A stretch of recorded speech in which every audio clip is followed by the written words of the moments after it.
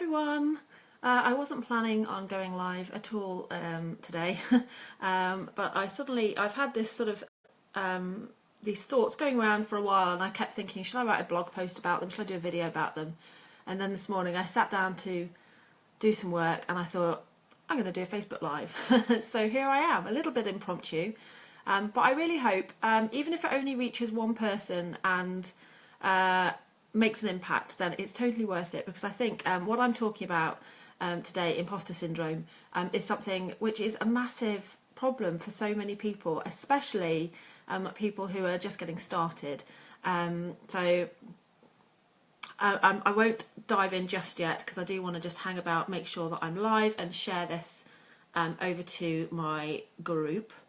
So let's just do that.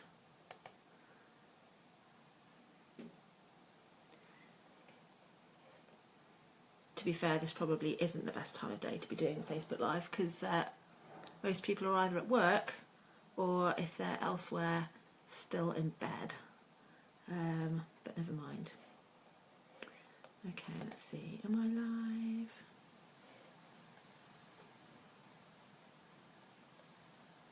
There I am. So I'm just going to share that to my group.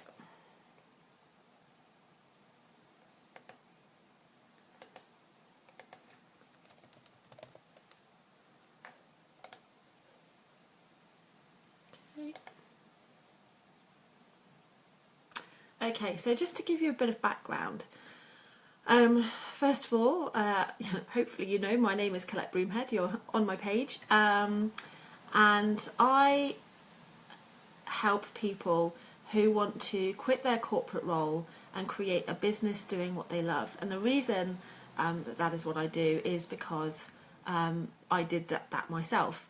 I came from a 13-year corporate career, which I loved, don't get me wrong. I enjoyed my job, I enjoyed my career. I wouldn't have stayed there for 13 years if I hadn't. But I found, as I climbed the corporate ladder, I was making more and more sacrifices, and eventually I realised they weren't sacrifices I was prepared to make. I'm a big believer that life is too short, and you need to make the most of every minute. And if you're spending more than half your life in a job that isn't completely lighting you up and filling you with excitement and passion, then it's probably time to do something else. And that was the case for me. And it wasn't particularly about the job itself. For me, it was more about the sacrifices I was making, and the fact that I was having to have more and more time away from my family, and so on and so forth. Sorry, I'm glancing outside because I think someone's about to come to my door, which would be very bad timing when I'm in the middle of a Facebook Live. We'll see. Yes, I think someone's about to come to the door with a parcel. So, yeah, I'm going to have to nip to the door and answer it. I'll be back in 2 seconds.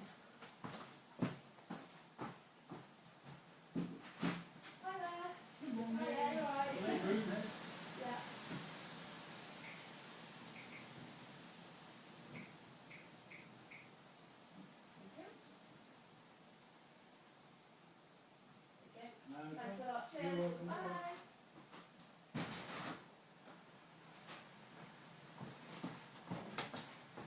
There we go. Thanks for your patience. So basically that's why I'm here. That's why I want to help the people I want to help, because for me it's been absolutely game-changing. My life is now so different.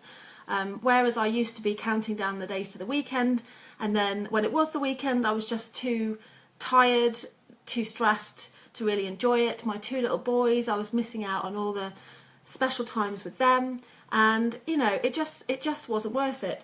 And so now I'm working around my family. I'm doing something that's truly fulfilling. It's truly something that I'm really passionate about. It's using my skills, it's using my talents, it's using the things that I like to do, that I love to do.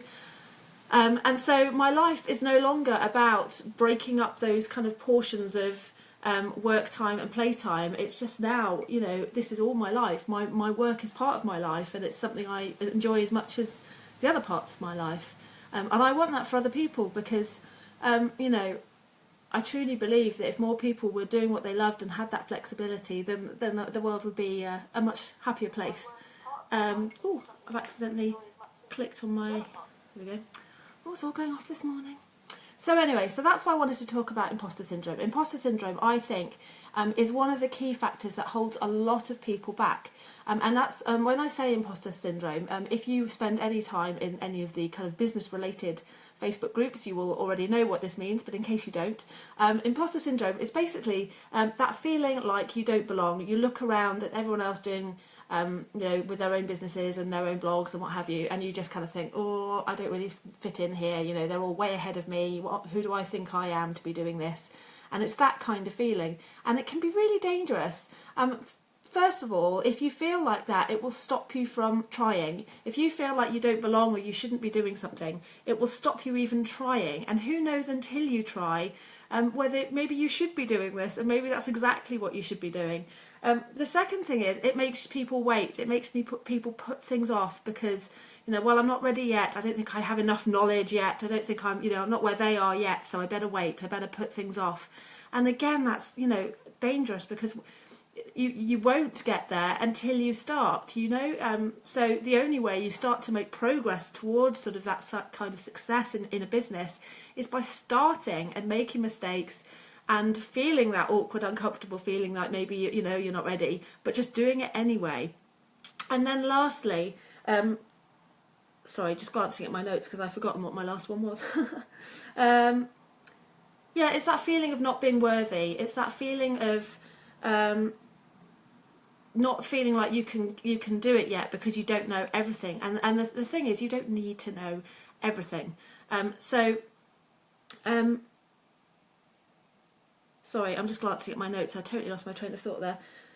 Yeah, and the third sort of dangerous symptom of this imposter syndrome is that even if you do start and you make that jump, if you feel like you're not worthy, if you feel like you're not as good as everyone else, you won't be able to promote yourself. If you don't feel like it, you won't be able to convince other people that you are worthy. Even if you are worthy, that sort of self-doubt, that kind of feeling like you don't belong will come across in your messaging, in your marketing, in the way you present yourself. And that's really dangerous because it's almost like a self-fulfilling prophecy. Like if you believe it, it will happen, sort of thing. And that's so true, and that's why this kind of imposter syndrome can be so dangerous. So I just wanted to kind of come in and chat about it this morning, and help people who are feeling that. And don't get me wrong, I have felt it, and I do feel it. Hey, Chloe's. Great point about the worthiness. Good, thank you. I hope it sort of hits home. I think it's something that we all do go through. Like I said, especially when you're just starting out, that feeling like you look round and everyone's so much further along than you, and who do I think I am to be doing this? Maybe I don't know enough about this to be actually selling it, and all these feelings, and they're all perfectly natural, but you just have to catch yourself because they're so dangerous. So one of I just wanted to kind of take you through 3 reasons why imposter syndrome is nonsense. And hopefully one, if not all of those, will kind of sink in and help you if you are going through this right now. So the first one is, going back to that feeling like you feel like you need to know everything. You don't need to know everything. So I remember when I was back in my corporate role, and I was given my first kind of people management role, and I was managing a team of people in our contact centre. And I remember being terrified and thinking, why have they given me this role? I mean, don't get me wrong, I'd applied for it, I was very happy to get it. But as soon as it became a reality, I kind of looked at the other managers and I thought, how can I know as much as they do? What if someone asks me a question and I don't know the answer? I'll just look like a complete idiot. I feel like a complete fraud. And very quickly I realised that wasn't the case. As long as I was kind of there, trying to help and showing my team that I was there to help them, to support them, they didn't care. If I didn't know the answer to a question, they didn't care. As long as, I was going to help them find their answer, and I was going to help support them in getting their answer and in getting what they were trying to do, that's what they cared about. They cared that I was there to support them. And it's the same in business. People don't expect you, unless you actually go in saying, yeah, I know everything, guys, I'm the number one person to go to, there's nothing you can ask me that I won't know.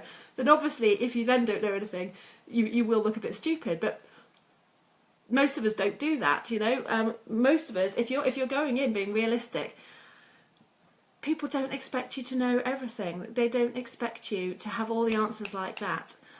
They expect you to just go in with a kind of willing heart, wanting to help them in whatever it is that you do.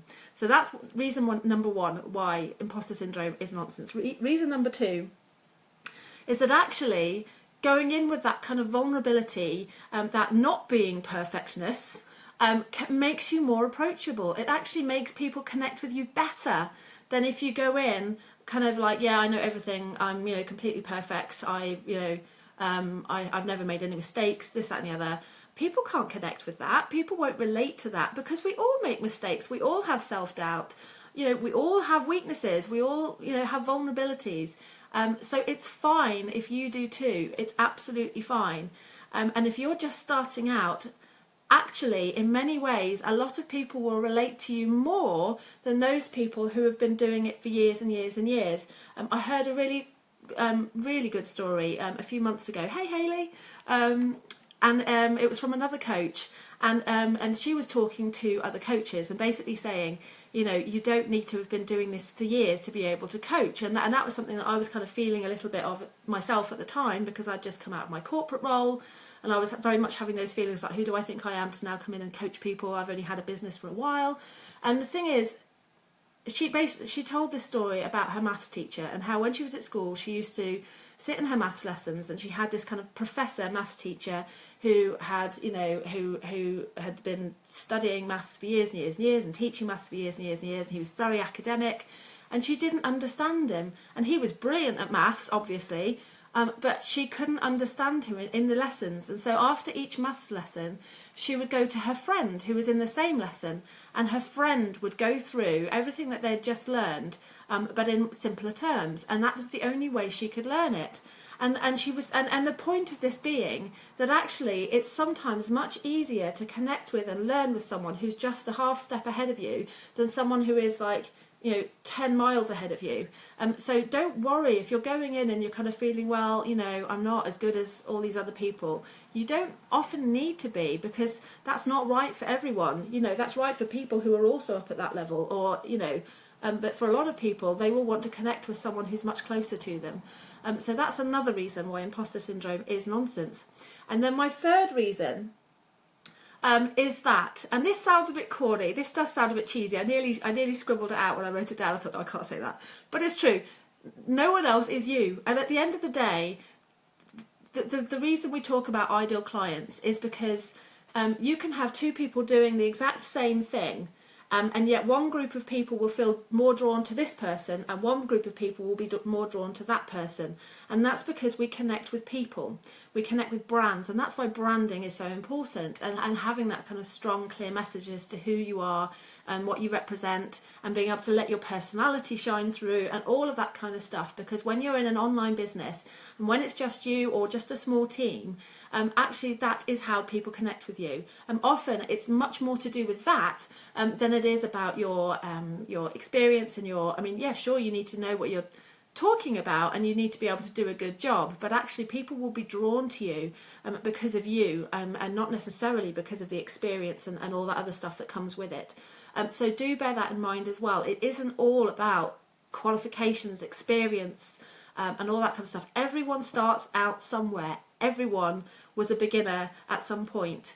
And, even the people that you now look up to, even the Gary V's, the Marie Forleos, and all of these people that everyone looks up to and thinks, they all started somewhere. They were all that kind of doubting beginner with no followers, wondering what on earth they were doing, what on earth they were playing at. But the only difference is they just ploughed on with it.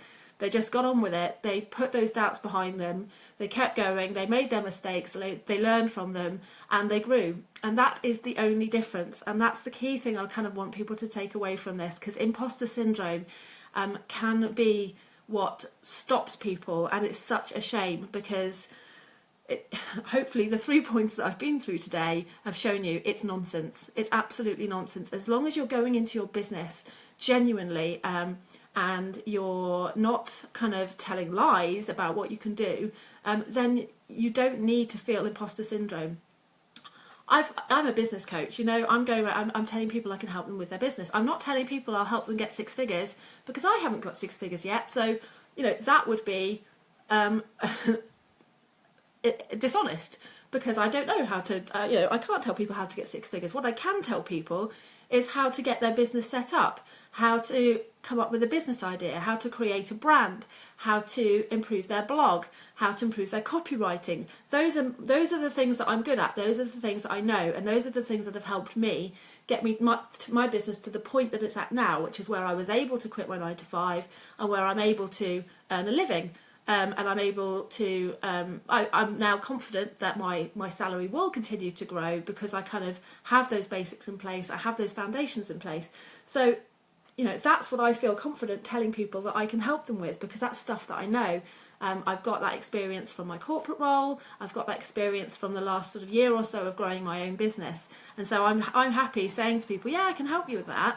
And yeah, sure, there's going to be lots of other people out there who can also help you with that. But that doesn't mean to say that I'm an imposter. It doesn't mean to say I'm a fraud. There will be some people who will want to work with me. There will be some people who will want to work with other people, and that's fine. So there we go. I shall end there. I hope that's helped people. If you're watching in the replay, say hey, Clarice. I'm so glad it's given you a real booster. I'm really pleased. I know I'm going now to, you know, it's just re-injecting me with a new sense of inspiration, motivation. Yes. That was the purpose. I'm so glad. Thank you. Well, that seems like an excellent point to leave it at then. So have a lovely day, everyone, and I'll see you soon. Bye.